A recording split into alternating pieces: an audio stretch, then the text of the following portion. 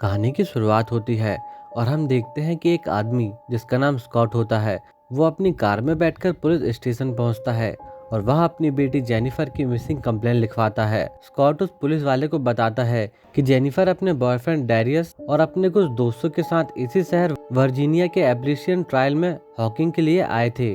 मैं उन्हें ट्रैक कर रहा था पर 6 हफ्ते गुजर गए, मेरा उनसे कोई भी कांटेक्ट नहीं हो पाया है। तब वह पुलिस वाला स्कॉट से कहता है कि ये एक बेहद बड़ा शहर है, यहाँ पर बहुत से लोग घूमते हैं। आपकी बेटी अपने दोस्तों के साथ मजे कर रही होगी, आप खामखा परेशान हो रहे हैं। और उसकी बातों से ऐसा लग रहा होता है कि उसको इस घटना पर कोई भी दिलचस्पी नहीं है। जिसके बाद स्कॉट वहां से लोकल होटल में जाकर जेनिफर के बारे में पता लगाने लगता है, लेकिन उसे ज्यादा कुछ पता नहीं चलता है। तब वह वहां के एक लोकल बारटेंडर को जेनिफर की फोटो दिखाकर उसके बारे में पूछता है, जिस पर वह कहता है कि यहाँ बहुत से टूरिस्ट आते हैं, मुझे हर किसी की शक्ल याद नहीं रहती। तभी एक आदमी जो कि उसी बार में बैठा होता है वह कहता है, हाँ मैंने उन्हें देखा था, वे काफी शैतान बच्चे थे। वो लोग शायद नॉर्थ की तरफ जंगलों में जा रहे थे। अगर वो उन जंगल की ओर गए हैं तो उन्हें ढूंढना बेवकूफ़ी होगा, क्योंकि अब वो नहीं मिलने वाले हैं। तो बेहतर होगा कि आप वापस घर लौट जाएं, क्योंकि उस जगह प्रकृति हर चीज को निगल लेती है, वह किसी को नहीं छोड़ती है। वो आदमी स्कॉट को उस खतरनाक जंगल के बारे में आगाह कर रहा होता है। तभी स्कॉट उससे कहता है, अगर तुम्हारी बेटी होती तो तुम क्या करते। इसके बाद 6 हफ्ते पहले जेनिफर अपने बॉयफ्रेंड और अपने बाकी 4 दोस्तों, जिनमें एक कपल एडम और मिला और बाकी 2 गैरी और लुइस होते हैं, यह सभी वर्जीनिया के एक छोटे से टाउन में हाइकिंग करने के लिए जा रहे होते हैं। तभी रास्ते में उनकी गाड़ी का टायर पंचर हो जाता है और हमें ऐसा लगता है कि उन्हें ऊपर जंगलों में से कोई देख रहा होता है। जेनिफर गाड़ी का टायर चेंज कर रही होती है। गैरी उससे पूछता है कि तुम्हें यह सब करना किसने सिखाया, जिस पर वह बताती है कि उसने अपने डैड से 2 चीजें सीखी हैं, एक तो गाड़ी का टायर चेंज करना और दूसरा मछली पकड़ना। इसके बाद यह सभी लोग वर्जीनिया के उस छोटे से टाउन तक पहुंच जाते हैं, जो कि देखने में काफी सुनसान लग रहा होता है। वहाँ एक अजीब सी खामोशी होती है। ये लोग जब वहाँ के एक होटल में चेक इन कर रहे होते हैं, तभी वहाँ की एक लेडी जेनिफर को एक अजीब सी चेतावनी देती है। वह कहती है कि यह शहर एक शांत शहर है, यहाँ रास्ते में भटक मत जाना वरना मुसीबत में आ जाओगी। लेकिन जेनिफर इसका मतलब समझ नहीं पाती है और शुक्रिया बोलकर वहाँ से आगे निकल जाती है। उसी रात ये लोग एक बार में एंजॉय कर रहे होते हैं। तभी वही आदमी जिसे हमने शुरुआत में स्कॉट के साथ देखा था उनके पास आता है और वह कहता है, तुम लोग यहाँ के तो नहीं लगते। तभी डेरियस कहता है, हाँ हम यहाँ एप्रिसिएशन ट्रायल देखने आए हैं और 2 दिन तक यहाँ रुकेंगे। जिस पर वह आदमी कहता है, वो जगह बेहद खतरनाक है, अगर तुम्हें कोई गाइड चाहिए तो मैं तुम्हारी मदद कर सकता हूँ। जिस पर डेरियस अभी हमें जरूरत नहीं है कहकर मना कर देता है। तब वह आदमी वहाँ से जाने लगता है। तभी एडम उसका मजाक उड़ा देता है, जिसके कारण उनके बीच बहस हो जाती है। जेनिफर जैसे तैसे मामले को संभालती है। इसके बाद ये लोग थोड़ा डांस करते हैं और फिर वहाँ से जाने लगते हैं। जैसे ही ये लोग बार से बाहर आते हैं, इन्हें अपनी कार के पास एक अजीब सा आदमी खड़ा हुआ नजर आता है। वह आदमी चुपचाप खड़ा होकर इनकी तरफ देख रहा होता है। एडम उसे डराकर भगाने के लिए उसकी ओर एक बोतल फेंकता है और थोड़ी देर बाद देखने के बाद वह आदमी वहाँ से गायब हो जाता है। जेनिफर अपने डैड स्कॉट को वॉइस मैसेज करके बताती है कि वो लोग यहाँ पहुँच चुके हैं और एप्रिसिएशन ट्रेल देखने जाने वाले हैं। अगली सुबह जब जेनिफर जॉगिंग कर रही होती है, उसे एक औरत और एक बच्ची दिखाई देती है, जो कि देखने पर आदिवासियों की तरह दिख रही होती है। वो औरत कुछ हैंडीक्राफ्ट वाली चीजें बेच रही होती है। जेनिफर जैसे ही उस छोटी बच्ची से बात करने की कोशिश करती है तो वह वहां से भाग जाती है और एक वैन के पीछे छिपकर उसे देखने लगती है। जेनिफर उस औरत से $10 पर एक ब्रेसलेट खरीदती है। इसके बाद ये सभी लोग रेडी होकर ट्रैकिंग के लिए एप्रिसिएशन ट्रेल की ओर निकल जाते हैं। वर्जीनिया में यह एक काफी बड़ा और घना जंगल होता है। ये लोग मस्ती करते हुए आगे बढ़ रहे होते हैं। तभी डेरियस कहता है, चलो हम एक अलग जगह चलते हैं जहाँ शायद एक प्राचीन किला भी है। जिस पर जेनिफर ऐतराज करते हुए कहती है कि हमें होटल वाली ने ट्रैक छोड़ने के लिए मना किया था, लेकिन डेरियस के बार बार कहने पर कि ट्रैक छोड़ना कितना खतरनाक साबित हो सकता है, वो लोग आखिरकार ट्रैक को छोड़कर दूसरे रास्ते पर जाने लगते हैं।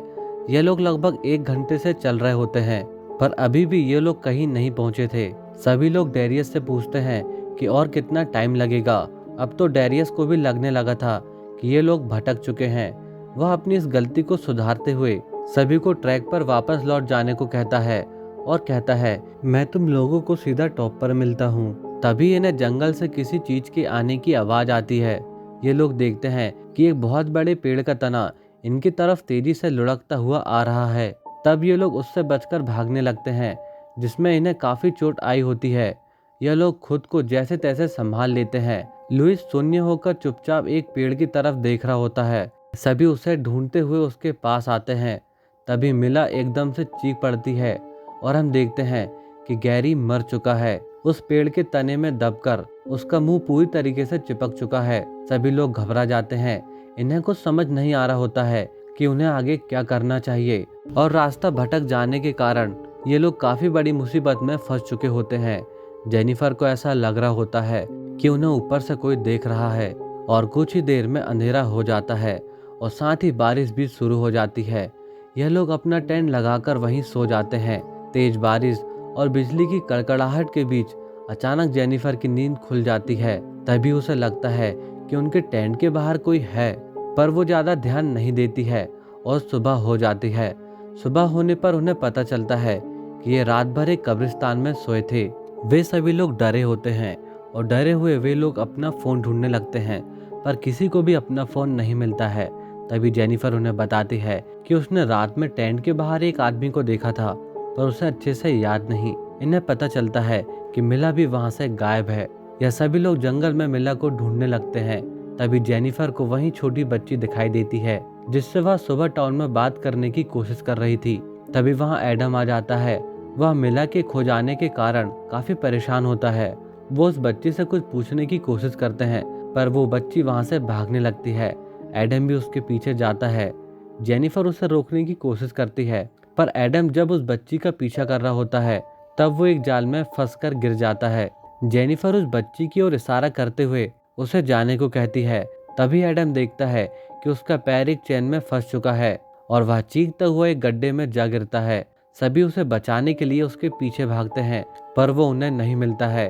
तो वे लोग वहां पर एक निशान छोड़कर मदद लाने के लिए चले जाते हैं। जंगल में भटकते भटकते उन्हें एक कैबिन मिलता है जहां बहुत सारे बैग्स और काफी सारा सामान पड़ा होता है, जिन्हें देखकर ऐसा लगता है मानो जंगल में खोई हुई सारी चीजें कोई यहाँ पर इकट्ठा करता है। तभी दो अजीब से मास्क वाले लोग किसी को टांग कर अपने साथ ले जा रहे होते हैं। डेरियस पहचान लेता है कि वो एडम है, तो ये सभी लोग हथियार लेकर एडम को बचाने चले जाते हैं। डेरियस उनसे बात करने की कोशिश करता है, लेकिन उन्हें उसकी बात समझ नहीं आ रही होती है। तभी एडम उठकर उनमें से एक को मार देता है, यह सोचकर कि उन्होंने ही मिला के साथ कुछ किया है, इन्होंने उसे मार दिया है। और वह दूसरा वाला व्यक्ति अचानक वहां से गायब हो जाता है। तभी मिला वहां पर आ जाती है। यह सभी हैरान होते हैं और साथ में डरे हुए भी, क्योंकि एडम ने बेवजह एक आदमी को मार दिया होता है। लगातार हो रही इन अजीब घटनाओं की वजह से ये लोग जल्द से जल्द इस जंगल से बाहर निकलने की कोशिश करने लगते हैं। तभी डेरियस फिर से एक ट्रैप में फंस जाता है और उससे कंधे में चोट लग जाती है, और इस बार लुइस को भी वो लोग ले जा लेते हैं। ये लोग उन जंगली ट्राइब्स के मांस वाले लोगों से घिर गए होते हैं और उनसे बच के भागने लगते हैं। भागते वक्त मिला एक गड्ढे में गिर जाती है, जो कि एक ट्रैप होता है, और नुकीली लकड़ियां उसके आर पार हो जाती है। वो एडम से उसे बचाने को कहती है, पर एडम उसकी कोई मदद नहीं कर पाता है। पर एडम कोई मदद लेकर आता हूँ कहकर वहां से चले जाता है। तभी वहां एक मास्क वाला व्यक्ति आता है और मिला को एक तीर से मार देता है। एडम अभी भी भाग रहा होता है, पर वो भी उनके ट्रैप में फंस जाता है और वो लोग उसे भी पकड़ लेते हैं। इसके बाद वो लोग डेरियस और जेनिफर को भी पकड़ लेते हैं। इधर दूसरी तरफ जेनिफर के डैड उससे कांटेक्ट करने की कोशिश कर रहे होते हैं, क्योंकि 2 हफ्तों से उनकी जेनिफर से कोई बात नहीं हुई होती है। पर उन्हें क्या पता था कि जेनिफर अपने दोस्तों के साथ किसी बड़ी मुसीबत में फंस चुकी थी। जेनिफर को जब होश आता है तो वो खुद को एक बड़े गड्ढे के अंदर पाती है और उसके हाथ भी बंधे होते हैं। वही औरत जो शहर में हैंडक्राफ्ट वाली चीजें बेच रही थी, इन्हें अपने मुखिया के पास लेकर आती है। दरअसल उस स्कल मास्क के अंदर ये आम लोग ही होते हैं जो शहरी संपर्क से दूर इस जंगल में अपने ही नियमों और तरीकों के साथ रह रहे होते हैं। कुछ ही देर में इन सभी का लीडर वहां पर आता है और खून के इल्जाम पर इन लोगों पर मुकदमा चलाया जाता है उस समय ये लोग इनके कोर्ट में थे। इसके बाद सुनवाई चालू होती है। इन्हीं की ट्राइब का एक आदमी मार्गन होता है, मुखिया को बताता है कि मैं और मेरा भाई जंगल में शिकार पर गए हुए थे। जब हम जंगली जानवरों के लिए बिछाए हुए जालों को चेक कर रहे थे तो हमें यह आदमी मिला था और वो लोग एडम की बात कर रहे होते हैं। यह बुरी तरीके से घायल था, तो हम इसे लेकर पहाड़ों से नीचे की ओर जा रहे थे जहाँ पर इसे आसानी से खोजा जा सकता था। पर तभी ये लोग आए और इसने मेरे भाई को मार दिया। सारी बातें सुनने के बाद जेनिफर को समझ आ रहा होता है कि इनसे कितनी बड़ी गलतफहमी हो चुकी है। जेनिफर कहती है एडम ने यह सब सेल्फ डिफेंस में किया। उसे लगा कि ये लोग उसे किडनैप कर रहे हैं। तभी मुखिया उससे कहता है पर तुम्हें ऐसा क्यों लग रहा था? क्या तुम हम लोगों से कभी मिले हो? क्या हमने किसी को चोट पहुंचाई है? लेकिन जेनिफर के पास इसका कोई जवाब नहीं होता है। तभी वो उन्हें वही डेड बॉडी दिखाता है जिसे एडम ने मारा था, मानो वो दिखाना चाह रहा हो कि कोई सेल्फ डिफेंस में किसी को इस तरीके से नहीं मारता है। वो इन्हें दोषी करार देते हुए मौत की सजा सुनाता है। तभी एडम अपने हाथों में बंधी रस्सी खोल लेता है और उस छोटी बच्ची को ढाल बनाकर उनसे पीछे हटने को कहता है। तभी वो छोटी बच्ची उसके पैरों में छुरा घोंपकर वहां से भाग जाती है। आगे वह मुखिया एडम से कहता है मैंने तुम्हारी आंखों में सिर्फ डर देखा है। तुम्हारे जैसे लोगों का कोई भविष्य नहीं होता है। तुम आदमी कहलाने के लायक नहीं हो। और वो एडम को मौत की सजा सुनाता है और बाकी लोगों को उसकी झूठी गवाही देने के लिए अंधेपन की सजा देता है। और एडम को मौत की सजा देने के लिए उसे तैयार किया जाता है। जेनिफर उसे ऐसा करने के लिए मना करते हुए कहती है प्लीज़ ऐसा मत करो, हम तुम्हारे काम आ सकते हैं। तुम जो कहोगे हम वैसा ही करेंगे और हम तुम्हें पैसे भी दे सकते हैं।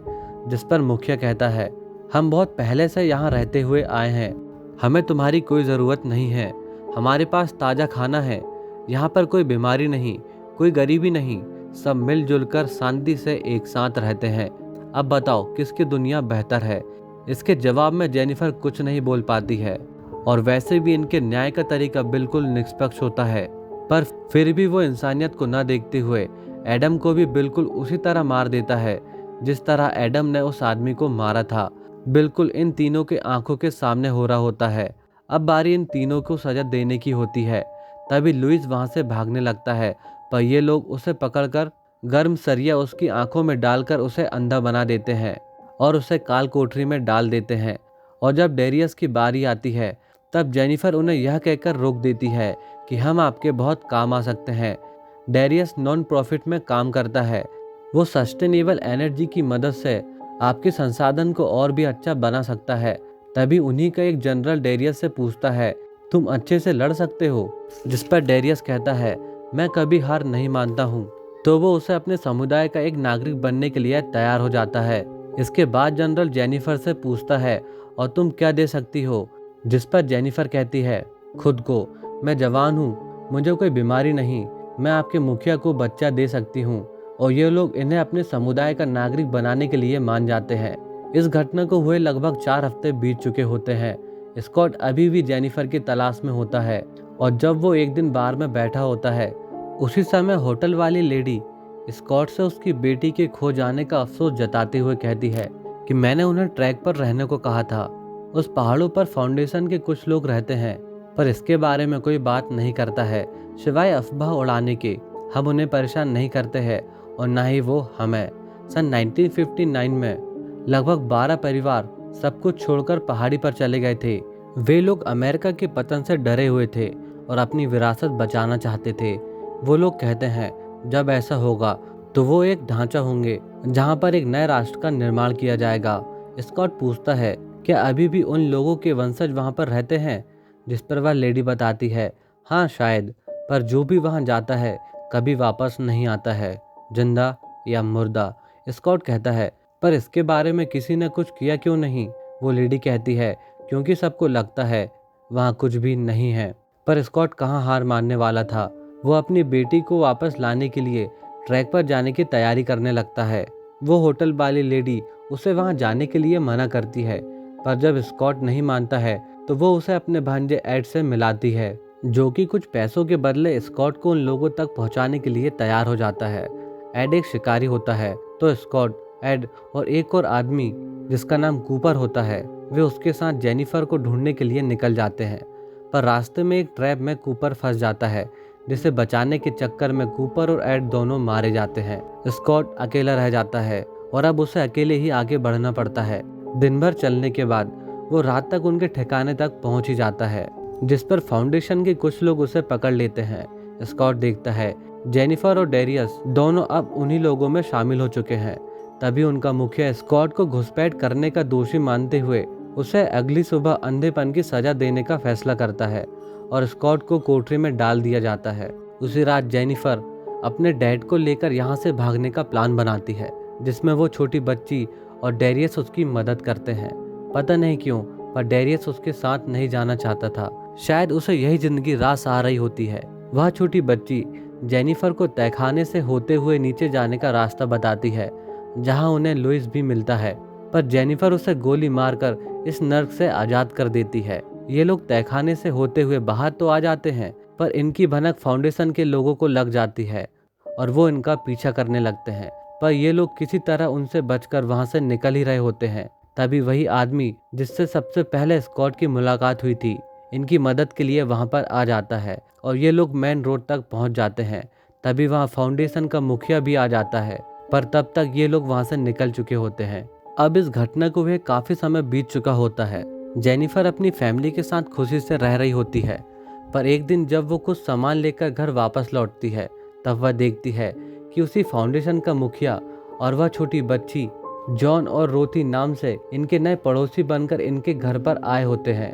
इस घटना के बारे में स्कॉट और जेनिफर के अलावा घर के किसी भी सदस्य को कुछ पता नहीं होता है और साथ ही हमें पता चलता है कि जेनिफर प्रेग्नेंट भी है। जेनिफर यह सब देखकर एकदम शॉक हो जाती है और साथ ही अब वह गुस्से में होती है। जेनिफर बाथरूम जाने के बहाने उसे मारने का प्लान बनाती है और उस पर हमला कर देती है। इसके बीच पर वह उसकी पूरी फैमिली को मार देता है, पर अंत में जेनिफर उसे मार ही देती है, पर किस कीमत पर। तभी हमें पता चलता है कि ये सब चीजें जेनिफर सिर्फ इमेजिन कर रही थी। जेनिफर अपनी फैमिली से उसे कुछ देर के लिए अकेला छोड़ने को कहती है। वह जेनिफर को अपने साथ ले जाने के लिए आया होता है। जेनिफर इस शर्त पर उनके साथ जाने के लिए तैयार हो जाती है कि वो उसकी फैमिली को कुछ भी नहीं करेगा। घर के बाहर गाड़ी और फाउंडेशन के लोग भी वहां पर खड़े होते हैं और जेनिफर उनके साथ चली आती है। हम देखते हैं गाड़ी अपना कंट्रोल खोकर एक पेड़ पर जाकर टकरा जाती है और जेनिफर ने रुति के अलावा सभी लोगों को मार दिया है। और शायद इसी के लिए जेनिफर ने अपनी फैमिली को इन्हें अकेला छोड़ देने को कहा, ताकि वह अपनी फैमिली को सेफ रख सके।